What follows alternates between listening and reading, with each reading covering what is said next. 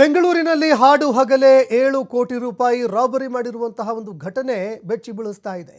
ಎಟಿಎಂಗೆ ಹಣ ತುಂಬುವಂತಹ ವಾಹನ ಏನಿರುತ್ತೆ ಆ ವಾಹನದಿಂದಲೇ ರಾಬರಿ ಮಾಡಿದ್ದಾರೆ. ಬೆಂಗಳೂರಿನ ಅಶೋಕ ಪಿಲ್ಲರ್ ಬಳಿಯಲ್ಲಿ ನಡೆದಿರುವಂತಹ ರಾಬರಿ ಇದು. ಸಿಎಂಎಸ್ ಕಂಪನಿಗೆ ಸೇರಿದಂತಹ ವಾಹನ. ಈ ವಾಹನದಿಂದ ಹಣ ರಾಬರಿ ಮಾಡಿದ್ದಾರೆ. ಜೆಪಿ ನಗರದ ಎಚ್ಡಿಎಫ್ಸಿ ಬ್ಯಾಂಕ್ನಿಂದ ಹಣ ತರ್ತಾ ಇತ್ತು ವಾಹನ. ಇದೇ ವೇಳೆ ಇನೋವಾ ಕಾರ್ನಲ್ಲಿ ಬಂದಂತಹ ಕೆಲವು ದರೋಡೆಕೋರರು ಸಿಎಂಎಸ್ ಕಂಪನಿ ವಾಹನಕ್ಕೆ ಅಡ್ಡಗಟ್ಟಿದ್ದಾರೆ. ಒಂದು ಇನೋವಾ ಕಾರು ಬಳಕೆ ಮಾಡಿ ಸಿಎಂಎಸ್ ಕಂಪನಿ ವಾಹನ ಏನಿದೆ ಅದಕ್ಕೆ ಅಡ್ಡಗಟ್ಟಿದ್ದಾರೆ. ನಾವು ಸೆಂಟ್ರಲ್ ಟ್ಯಾಕ್ಸ್ ಆಫೀಸರ್ಸ್ ಅಂತ ಹೇಳಿಕೊಂಡು ಬೆದರಿಕೆ ಹಾಕಿದ್ದಾರೆ. ಡಾಕ್ಯುಮೆಂಟ್ ವೆರಿಫೈ ಮಾಡಬೇಕು, ನಿಮ್ಮ ಬಳಿ ಏನು ಡಾಕ್ಯುಮೆಂಟ್ ಇದೆ ಆ ಡಾಕ್ಯುಮೆಂಟ್ಗಳನ್ನು ವೆರಿಫೈ ಮಾಡಬೇಕು ಅಂತ ದರೋಡೆಕೋರರು ಹೇಳಿದ್ದಾರೆ. ಹಣದ ಸಮೇತವಾಗಿ ಸಿಬ್ಬಂದಿಯನ್ನ ಕಾರಿನಲ್ಲಿ ಕೂರಿಸಿಕೊಂಡಿದ್ದಾರೆ ದುಷ್ಕರ್ಮಿಗಳು. ದುಡ್ಡು ಜೊತೆಗೆ ಆ ಸಿಬ್ಬಂದಿಗಳೇನಿದ್ರು ಅವರನ್ನೂ ಕೂಡ ತಮ್ಮ ಕಾರಿನಲ್ಲಿ ಕೂರಿಸಿಕೊಂಡಿದ್ದಾರೆ.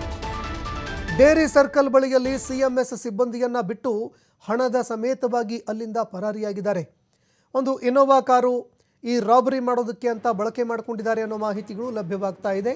KA03 NC 8052 ಅನ್ನುವಂತಹ ಕಾರೇನಿದೆ ಈ ಕಾರನ್ನು ಬಳಕೆ ಮಾಡಿ ರಾಬರಿ ಮಾಡಿದ್ದಾರೆ. ಏನು ನಡೀತಾ ಇದೆ ಅಂತ ಗೊತ್ತಾಗೋದಕ್ಕಿಂತ ಮುಂಚೆನೇ ರಾಬರಿ ಮಾಡಿ ಜೊತೆಗೆ ಸಿಬ್ಬಂದಿಗಳನ್ನು ಕೂಡ ತಮ್ಮ ಜೊತೆಗೆ ಕರ್ಕೊಂಡು ಅಡ್ಡ ರಸ್ತೆಯಲ್ಲಿ ಅವರನ್ನು ಕೆಳಗಡೆ ಇಳಿಸಿ ಅಲ್ಲಿಂದ ಪರಾರಿಯಾಗಿದ್ದಾರೆ ಅನ್ನೋ ಮಾಹಿತಿಗಳು ಲಭ್ಯವಾಗ್ತಾ ಇದೆ. ಇನ್ನು ಈ ದರೋಡೆ ಪ್ರಕರಣಗಳು ಬ್ಯಾಕ್ ಟು ಬ್ಯಾಕ್ ರಾಜ್ಯದಲ್ಲಿ ನಡೀತಾ ಇರುವಂಥದ್ದು ಎಲ್ಲರನ್ನ ಬೆಚ್ಚಿ ಬೀಳಿಸ್ತಾ ಇದೆ. ಬ್ಯಾಂಕ್ ದರೋಡೆಗಳು ನಡೀತಾ ಇದೆ. ATMಗಳಲ್ಲಿ ಹಣ ತುಂಬಿಸುವಂತಹ ವಾಹನಗಳೇನಿದ್ದಾವೆ ಅಲ್ಲೂ ಕೂಡ ದರೋಡೆಗಳು ನಡೀತಾ ಇದ್ದಾವೆ. ಈಗ ಇಂತಹದ್ದೊಂದು ಘಟನೆ ಇಡೀ ರಾಜ್ಯವನ್ನ ಮತ್ತೆ ಬೆಚ್ಚಿ ಬೀಳಿಸ್ತಾ ಇದೆ. ಸಿಎಂಎಸ್ ಕಂಪನಿಗೆ ಸೇರಿದಂತಹ ವಾಹನ ಇದು ಅನ್ನೋ ಮಾಹಿತಿಗಳು ಲಭ್ಯವಾಗ್ತಾ ಇದೆ. ಈ ಬಗ್ಗೆ ಮತ್ತಷ್ಟು ಮಾಹಿತಿ ಕೊಡ್ತಾರೆ ಪ್ರತಿನಿಧಿ ಸಂತೋಷ್ ಪಟೇಲ್ ಫೋನ್ ಸಂಪರ್ಕದಲ್ಲಿ ಜಾಯ್ನ್ ಆಗಿದ್ದಾರೆ. Santosh Patel, back to back ರಾಜ್ಯದಲ್ಲಿ ರಾಬರಿ ಪ್ರಕರಣಗಳು ಸಂಭವಿಸ್ತಾ ಇದ್ದಾವೆ. ಈಗ ಒಂದು ATMಗೆ ಹಣ ತುಂಬುವಂತಹ ವಾಹನ ಏನಿದೆ ಅದರಲ್ಲಿ ನಡೆದಿರುವಂತಹ ರಾಬರಿ ಇಡೀ ರಾಜ್ಯವನ್ನ ಬೆಚ್ಚಿ ಬೀಳಿಸ್ತಾ ಇದೆ. ಯಾವ ರೀತಿ ರಾಬರಿ ಮಾಡಿದ್ದಾರೆ ರಾಬರ್ಸ್ಗಳು, ಈ ಪ್ರಕರಣಕ್ಕೆ ಸಂಬಂಧಪಟ್ಟಂತೆ ತನಿಖೆ ಯಾವ ರೀತಿಯಾಗಿ ನಡೀತಾ ಇದೆ, ಈ ಬಗ್ಗೆ ಮತ್ತಷ್ಟು ಮಾಹಿತಿ ಕೊಡೋದಾದ್ರೆ. ಸಂತೋಷ್, ಇವತ್ತು ನಗರದ ಹಾಡಾಗಲೇ ಒಂದು ಕೋಟಿ ರಾಬರಿ ಆಗಿರುವಂತದ್ದು. ATMಗೆ ಹಣವೇನು ತುಂಬ್ತಾರೆ, ಆ ಹಣವನ್ನ ತೆಗೆದುಕೊಂಡು ಹೋಗುವಂತ ಸಂದರ್ಭದಲ್ಲಿ ಜಯನಗರ ವ್ಯಕ್ತಿಗೆ ಬರುವಂತ ಅಶೋಕ ಪಿಲ್ಲರ್ ಏನ್ ಬೀಳುತ್ತೆ ಆ ಬಳಿ ಆಗಿರುವಂತದ್ದು ಸಿಎಂಎಸ್ ಕಂಪನಿಗಳ ಅಂದ್ರೆ ATMಗಳಿಗೆ ಹಣವನ್ನ ತೆಗೆದುಕೊಂಡು ಹೋಗ್ಲಿಕ್ಕೆ ವಿತ್ ಸೆಕ್ಯೂರಿಟಿ ಕೆಲವು ಖಾಸಗಿ ಕಂಪನಿಗಳಿಗೆ ಗುತ್ತಿಗೆಗಳನ್ನು ಕೊಡಲಾಗಿರುತ್ತೆ. ಈಗ ಗುತ್ತಿಗೆ ಕೊಟ್ಟು ತೆಗೆದುಕೊಂಡಿದ್ದು ಸಿಎಂಎಸ್ ಕಂಪನಿ. ಈ ಕಂಪನಿಯವರು ಹಣವನ್ನ ತೆಗೆದುಕೊಂಡು ಹೋಗುವಂತ ಸಂದರ್ಭದಲ್ಲಿ ಜೆಪಿ ನಗರ ಏನಿದೆ, ಜೆಪಿ ನಗರ HDFC ಬ್ಯಾಂಕ್ ನಿಂದ ಹಣವನ್ನ ತೆಗೆದುಕೊಂಡು ಬರ್ತಾ ಇತ್ತು. ಸೊ ಈ ಬಗ್ಗೆ ಮಾಹಿತಿಯನ್ನ ತೆಗೆದುಕೊಂಡಿದ್ದಂತ ಒಂದು ರಾಬರ್ಗಳ ತಂಡ ಇನೋವಾ ಕಾರ್ನಲ್ಲಿ ಬರುತ್ತೆ. ಯಾಕೆಂದ್ರೆ ಸಾಮಾನ್ಯವಾಗಿ ಯಾವುದೇ ಆಫೀಸರ್ಸ್ಗಳು ಓಡಾಡೋದು ಇನೋವಾ ಕಾರ್ ಆಗಿರುತ್ತೆ. ಹೀಗಾಗಿ ಇದ್ರ ಬಗ್ಗೆ ಮಾಹಿತಿ ಇದ್ದಂತರು ಇನೋವಾ ಕಾರ್ನಲ್ಲಿ ಬಂದು ನಾವು ಸೆಂಟ್ರಲ್ ಟ್ಯಾಕ್ಸ್ ಆಫೀಸರ್ಸ್ ಅಂತ ಹೇಳಿ ಮೊದಲು ಆ ಹಣವನ್ನು ತೆಗೆದುಕೊಂಡು ಹೋಗ್ತಿದ್ದಂತ ಗಾಡಿಯನ್ನ ಮೊದಲು ತಡೀತಾರೆ. ತಡೆದು ಇದನ್ನ ನಾವು ಡಾಕ್ಯುಮೆಂಟೇಶನ್ ವೆರಿಫಿಕೇಶನ್ ಅನ್ನ ಮಾಡಬೇಕು, ಕೆಲವೊಂದು ಸಸ್ಪೆಕ್ಟ್ ಗಳಿದೆ ಅಂತೇಳಿ ಹಣದ ಬಾಕ್ಸ್ ಸಮೇತ ಇನೋವಾ ಕಾರ್ನಲ್ಲಿ ಆ ಸಿಎಂಎಸ್ ಹಣವನ್ನ ತೆಗೆದುಕೊಂಡು ಹೋಗ್ತಾ ಇದ್ರು ವಾಹನದಲ್ಲಿ ಇದ್ದಂತವ್ರನ್ನ ಕೆಲವನ್ನ ಕೂರಿಸ್ಕೊಂಡು ಅಲ್ಲಿಂದ ಸೀದಾ ಕರ್ಕೊಂಡ್ ಬರುವಂತದ್ದು ಟ್ಯಾಕ್ಸ್ ಆಫೀಸ್ ಕಡೆಗೆ ಹೋಗ್ಬೇಕು ಅಂತೇಳಿ ಬಳಿಕ ಡೈರಿ ಸರ್ಕಲ್ ಬಳಿ ಅವರನ್ನ ವೆಹಿಕಲ್ ಜೊತೆಗೆ ಅವ್ರನ್ನ ಬಿಟ್ಟು ಅಲ್ಲಿಂದ ಹಣವನ್ನ ತೆಗೆದುಕೊಂಡು ರಾಬರ್ಸ್ಗಳು ಎಸ್ಕೇಪ್ ಆಗಿರುವಂತದ್ದು. ಸದ್ಯ ಯಾವಾಗ ಈ ಇನ್ಸಿಡೆಂಟ್ ಹಿಂಗಾಗುತ್ತೋ ತಕ್ಷಣ ಅವ್ರು ಪೊಲೀಸರು ಕೂಡ ಮಾಹಿತಿಯನ್ನ ಕೊಡ್ತಾರೆ. ಪೊಲೀಸರು ಸದ್ಯ ಆಕ್ಟಿವ್ ಬೆಂಗಳೂರು ನಗರದ ದಕ್ಷಿಣ ವಿಭಾಗದ ಪೊಲೀಸರು ಏನಿದ್ದಾರೆ ಅವರು ಮತ್ತೆ ಹಿರಿಯ ಅಧಿಕಾರಿಗಳಿಗಾಗಲೇ ಈ ಬಗ್ಗೆ ಘಟನೆ ಬಗ್ಗೆ ಮಾಹಿತಿ ಹೋಗಿದೆ. ಹಾಗಾಗಿ ಎಲ್ಲ ಹಿರಿಯ ಅಧಿಕಾರಿಗಳು ಕೂಡ ಅಲರ್ಟ್ ಆಗಿರುವಂತದ್ದು ನಗರದ. ಓಕೆ ಸಂತೋಷ್ ಪಟೇಲ್, ಮತ್ತೆ ನಿಮ್ಮನ್ನ ಸಂಪರ್ಕಿಸ್ತೀವಿ. ಮತ್ತೊಂದು ಬ್ರೇಕಿಂಗ್ ಅಪ್ಡೇಟ್ ಬರ್ತಾ ಇದೆ. ಇನೋವಾ ಕಾರಿನಲ್ಲಿ ದರೋಡೆಕೋರರು ಬಂದಿದ್ರು ಅನ್ನೋ ಮಾಹಿತಿಗಳು ಲಭ್ಯವಾಗ್ತಾ ಇದೆ. ಇನೋವಾ ಕಾರಿನಲ್ಲಿ ಬಂದು ರಾಬರಿ ಮಾಡಿದ್ದಾರೆ. ದರೋಡೆಕೋರರು ಬಂದಿರುವಂತದ್ದು ಇನೋವಾ ಕಾರಿನ ನಂಬರ್ ಏನಿದೆ ಅದು ಕೂಡ ಲಭ್ಯವಾಗಿದೆ. KA03 NC 8052 ಈ ನಂಬರಿನ ಕಾರಿನಲ್ಲಿ ಬಂದು ದರೋಡೆ ಮಾಡಿದ್ದಾರೆ ಅನ್ನೋ ಮಾಹಿತಿಗಳು ಲಭ್ಯವಾಗ್ತಾ ಇದೆ. ಇನೋವಾ ಕಾರಿನಲ್ಲಿ ಒಟ್ಟು 7 ರಿಂದ 8 ಜನ ದರೋಡೆಕೋರರು ಬಂದಿದ್ರು. ಆ ಇನೋವಾ ಕಾರಿನಲ್ಲಿ ಬಂದಿದ್ದು 7 ರಿಂದ 8 ಜನ ದರೋಡೆಕೋರರು.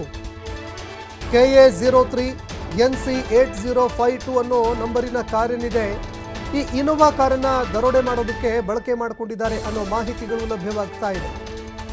7 ರಿಂದ 8 ಜನ ಏಕಾಏಕಿ ಬರ್ತಾರೆ. ಸಿಎಂಎಸ್ ಕಂಪನಿ ಏನಿತ್ತು ಅದರ ವೆಹಿಕಲ್ ಏನಿತ್ತು ಅದಕ್ಕೆ ಅಡ್ಡಗಟ್ತಾರೆ.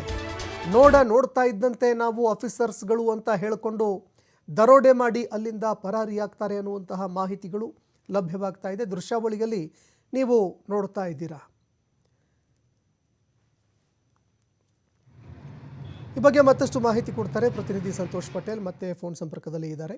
ಸಂತೋಷ್ ಪಟೇಲ್, ಈಗ ಇನೋವಾ ಕಾರನ್ನು ತೆಗೆದುಕೊಂಡು ಬಂದು ಅಡ್ಡಗಟ್ಟಿದ್ದಾರೆ ಅನ್ನೋ ಮಾಹಿತಿಗಳಿದ್ದಾವೆ. ಏನೇನೆಲ್ಲ ಮಾಹಿತಿಗಳು ಲಭ್ಯವಾಗಿದೆ ಅಂತ? ಸಂತೋಷ್, ಈಗಾಗಲೇ ಏನು ಸ್ಪಷ್ಟಪಡಿಸಿದೆ, ಇನೋವಾ ಕಾರಿನಲ್ಲಿ ನಾವು ಸೆಂಟ್ರಲ್ ಟ್ಯಾಕ್ಸ್ ಆಫೀಸರ್ಸ್ ಅಂತ ಹೇಳಿ ಅವರು ಬಂದು ಅಡ್ಡ ಹಾಕ್ತಾರೆ. ಅಡ್ಡಗಟ್ಟಿ ಅವರೆಲ್ಲರೂ ಕೂಡ ಕರ್ಕೊಂಡು ಡೈರಿ ಸರ್ಕಲ್ ಕಡೆಗೆ ಪ್ರಯಾಣವನ್ನು ಬೆಳೆಸುವಂಥದ್ದು ಮತ್ತು ಮೊದಲೇ ಪ್ಲಾನ್ ಮಾಡ್ತಿದ್ದಾರೆ.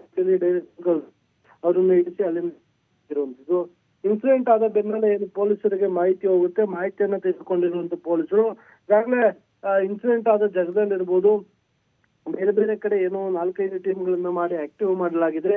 ಸೊ ಯಾವ ಕಡೆಗೆ ಗಾಡಿಯಿಂದ ಎಸ್ಕೇಪ್ ಆಗಿದ್ದಾರೆ ಅನ್ನೋದ್ರ ಬಗ್ಗೆ ಕೂಡ ನಗರದಾದ್ಯಂತ ಎಲ್ಲಾ ವಿಭಾಗದ ಅಂದ್ರೆ ಎಲ್ಲಾ ವಲಯಗಳ ಅಧಿಕಾರಿಗಳಿಗೆ ಮಾಹಿತಿಯನ್ನ ಕೊಟ್ಟು ಅವರು ಕೂಡ ನಾಕಾಬಂದಿಗಳನ್ನ ಹಾಕಿ ಪರಿಶೀಲನೆಯನ್ನ ಮಾಡ್ತಾ ಇರುವಂತದ್ದು. ಅದರ ಜೊತೆಗೆ ಸಿಸಿ ಕ್ಯಾಮೆರಾ ಫುಟೇಜ್ಗಳನ್ನ ಪರಿಶೀಲನೆ ಮಾಡಿ ಯಾವುದೇ ರೀತಿಯಲ್ಲೂ ಆರೋಪಿಗಳು ಹಣವನ್ನು ತೆಗೆದುಕೊಳ್ಳಿಕ್ಕೆ ಅವಕಾಶಗಳು ಸಿಗಬಾರ್ದು ಅನ್ನೋ ರೀತಿಯಲ್ಲಿ ನಗರ ಪೊಲೀಸರು ಸದ್ಯ ಆಕ್ಟಿವ್ ಆಗಿದ್ದಾರೆ. ಯಾವ ರೀತಿಯಾಗಿ ರಾಬರ್ಸ್ ಗಳನ್ನ ಇವರು ಪತ್ತೆ ಮಾಡ್ತಾರೆ ಅನ್ನೋದನ್ನ ಕಾಯ್ದು ನೋಡ್ಬೇಕಾಗುತ್ತೆ. ಯಾಕಂದ್ರೆ ಈಗ ಗಾಡಿಯನ್ನ ಬಳಸಿದ್ರು, ಆ ಗಾಡಿಯನ್ನ ಇಲ್ಲೇ ಬಿಟ್ಟಿದಾರ, ಎಸ್ಕೇಪಿಗೆ ಬೇರೆ ಗಾಡಿಗಳನ್ನ ಬಳಸಿದಾರ, ಇಲ್ಲ ಹಣ ತೆಗೆದುಕೊಂಡ ನಂತರ ಹಣವನ್ನೇ ಅಲ್ಲಿ ತೆಗೆದುಕೊಳ್ಳೋಕೆ ಇನ್ನೊಂದು ಅಷ್ಟೇ ಅಲ್ಲದೆ ಸಿಎಂಎಸ್ ಕಂಪನಿ ಏನಿದೆ ಈ ಹಣವನ್ನು ಎಟಿಎಂ ತೆಗೆದುಕೊಂಡು ಓಕೆ ಸಂತೋಷ್ ಪಟೇಲ್, ಮತ್ತೆ ನಿಮ್ಮನ್ನ ಸಂಭವಿಸಿದೆ. ಇಡೀ ರಾಜ್ಯವನ್ನ ಬೆಚ್ಚಿ ಬೀಳಿಸ್ತಾ ಇದೆ ಈ ದರೋಡೆ ಪ್ರಕರಣ. ಆಗಲೇ 7 ಮೇಲೆ ಒಂದು ಸ್ಟಿಕ್ ಗವರ್ಮೆಂಟ್ ಇವರು ಎನ್ನುವಂಥದ್ದು ಗೊತ್ತಾಗಬೇಕು, ನಾವು ಟ್ಯಾಕ್ಸ್ ಆಫೀಸರ್ಸ್ ಅನ್ನುವಂಥದ್ದು ಗೊತ್ತಾಗಬೇಕನ್ನೋ ಕಾರಣಕ್ಕೋಸ್ಕರ ಗವರ್ಮೆಂಟ್ ಆಫ್ ಇಂಡಿಯಾ ಅನ್ನುವಂತಹ ಒಂದು ಸ್ಟಿಕ್ಕರ್ ಕೂಡ ಅಂಟಿಸಿದ್ದಾರೆ ಅನ್ನೋ ಮಾಹಿತಿಗಳು ಲಭ್ಯವಾಗ್ತಾ ಇದೆ. ದೃಶ್ಯಾವಳಿಯಲ್ಲಿ ನೀವು ನೋಡ್ತಾ ಇದ್ದೀರಿ, ಇನೋವಾ ಕಾರಿನ ಮೇಲೆ ಗವರ್ಮೆಂಟ್ ಆಫ್ ಇಂಡಿಯಾ ಅನ್ನುವಂತಹ ಒಂದು ಸ್ಟಿಕ್ಕರ್ ಅಂಟಿಸಿದ್ದಾರೆ. ಅಂದರೆ ಈ ಸ್ಟಿಕ್ಕರ್ ಇದ್ದರೆ ನಿಜವಾಗ್ಲೂ ಕೂಡ ಸರ್ಕಾರದ ವೆಹಿಕಲೇ ಇದೆ, ನಿಜವಾಗ್ಲೂ ಇವರು ಸರ್ಕಾರಿ ಅಧಿಕಾರಿಗಳೇ ಅಂತ ಯಾರಾದರೂ ಕೂಡ ಬೆಚ್ಚಿ ಬೀಳಬೇಕು.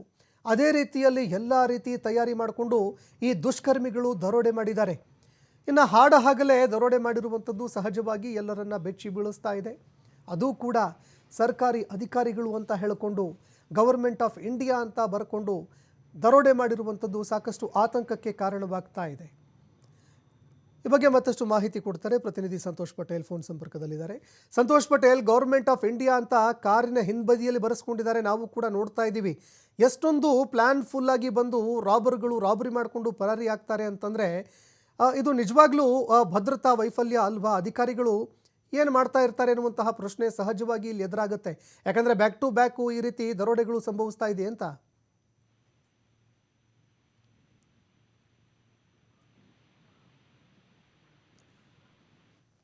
ಸಂಪರ್ಕ ಕಡಿತ ಆಗಿದೆ. ದೃಶ್ಯಾವಳಿಯಲ್ಲಿ ನೀವು ನೋಡ್ತಾ ಇದ್ದೀರಿ, ಒಂದೆಡೆ ಬ್ರಿಡ್ಜ್ ಮೇಲೆ ವೆಹಿಕಲನ್ನು ನಿಲ್ಲಿಸಿ ದರೋಡೆ ಮಾಡ್ತಾ ಇರುವಂಥದ್ದನ್ನು ಕೂಡ ದೃಶ್ಯಾವಳಿಯಲ್ಲಿ ನೋಡ್ತಾ ಇದ್ದೀರಿ. ಮತ್ತೊಂದೆಡೆ ಗವರ್ಮೆಂಟ್ ಆಫ್ ಇಂಡಿಯಾ ಅನ್ನುವಂತಹ ಒಂದು ಸ್ಟಿಕ್ಕರ್ಗಳನ್ನು ಅಂಟಿಸ್ಕೊಂಡು ಯಾವ ರೀತಿಯಾಗಿ ಫುಲ್ ಪ್ರಿಪ್ರೇಷನ್ ಜೊತೆಗೆ ಬಂದು ದರೋಡೆ ಮಾಡಿದ್ದಾರೆ ಅನ್ನುವಂಥದ್ದನ್ನು ದೃಶ್ಯಾವಳಿಯಲ್ಲಿ ನೋಡ್ತಾ ಇದ್ದೀರಾ. ಅಂದರೆ ಎಷ್ಟರ ಮಟ್ಟಿಗೆ ಈ ದರೋಡೆಕೋರರು ತಯಾರಿ ಮಾಡಿಕೊಂಡು ಬಂದಿದ್ರು ಅನ್ನುವಂಥದ್ದು ಇಲ್ಲಿ ಸಹಜವಾಗಿ ಗೊತ್ತಾಗುತ್ತೆ. ಒಂದು ವೇಳೆ ಅಧಿಕಾರಿಗಳೇನಾದರೂ ಯಾಕಪ್ಪ ಗೌರ್ಮೆಂಟ್ ಆಫ್ ಇಂಡಿಯಾ ಅಂತ ಇದೆ, ಯಾವ ಇಲಾಖೆಯ ವೆಹಿಕಲ್ ಇದು, ಏನು ಎತ್ತ ಅಂತ ಏನಾದರೂ ಪ್ರಶ್ನೆ ಮಾಡಿದ್ರೆ ಅಂಥವರನ್ನು ಸಹಜವಾಗಿ ಇಂಥವರು ಈ ಕ್ರೈಮ್ ಎಸಗೋದಕ್ಕಿಂತ ಮುಂಚೆನೇ ಸಿಕ್ಕಿ ಬೀಳ್ತಾರೆ. ಆದರೆ ಇಷ್ಟೊಂದು ಪ್ರಿಪ್ರೇಷನ್ ಮಾಡಿಕೊಂಡು ದರೋಡೆ ಮಾಡ್ತಾ ಇದ್ದರೂ ಕೂಡ ಅಧಿಕಾರಿಗಳು ಮುಂಚೆ ಇಂಥವರನ್ನು ಪತ್ತೆ ಹಚ್ಚಿ ಹೆಡೆಮುರಿ ಕಟ್ಟುವಲ್ಲಿ ವಿಫಲವಾಗ್ತಾ ಇರುವಂಥದ್ದು ಸಹಜವಾಗಿ ಆತಂಕಕ್ಕೆ ಈಡು ಮಾಡ್ತಾ ಇದೆ.